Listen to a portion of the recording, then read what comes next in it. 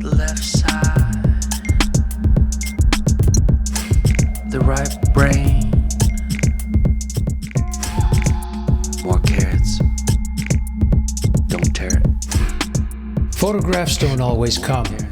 Where's Garrett? It's sometimes better to shoot instinctively. Wander, watch, and let your heart dictate where and when to click the shutter. When you shoot like that, don't make judgments on the images right away. Sometimes a pause of days, weeks, months, even years will bring a gem to the surface. Something new for you that catches your eye and sparks the imagination. Then take the idea further. Take these images for instance.